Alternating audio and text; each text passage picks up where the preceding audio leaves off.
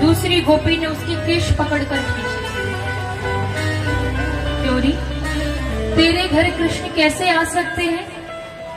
वो तो बरसों पहले ही चला गया। बोले नहीं नहीं, स्वप्न में आया था।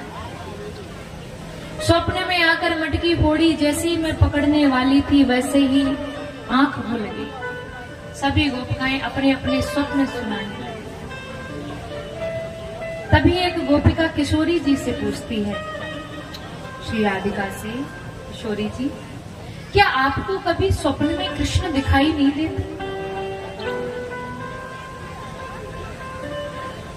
गोपिकाओं की बात सुनकर के बड़े स्नेह से किशोरी जी ने कहा, हे गोपिकाओं, स्वप्ने पश्यन्ति आकांतम धन्यास्ता सखियोषिता। अस्माकं तु गते कान्ते गता निद्रा अपि वैरिणी। राधा ने कहा, स्वप्न में जिनको कृष्ण दिखाई देते हैं उन गोपियों को मैं प्रणाम करती हूँ, वो भाग्यवती हैं। लेकिन मेरी परिस्थिति ऐसी हो गई है गोपिकाओं कि जब से कृष्ण गए हैं तब से मुझे निद्रा ही नहीं आई। मेरी नींद को भी वो ले गए हैं, तो मुझे नींद ही नहीं आती तो मैं स्वप्न कैसे देखूंगी?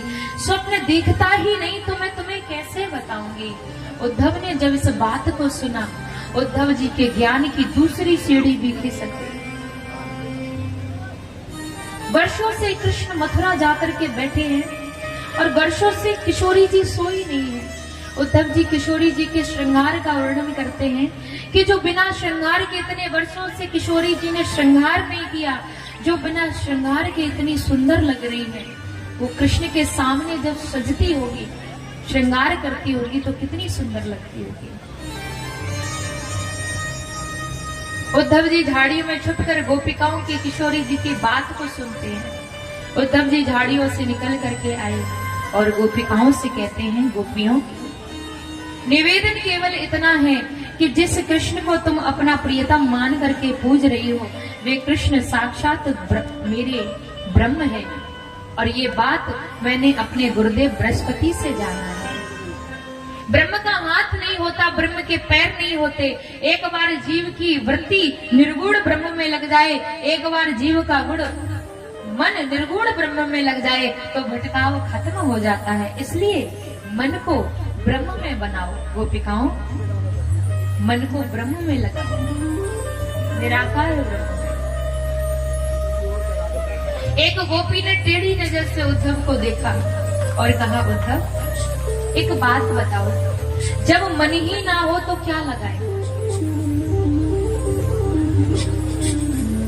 उद्धव बोले, नहीं नहीं गोपिकाओं, मन तो सबके पास होता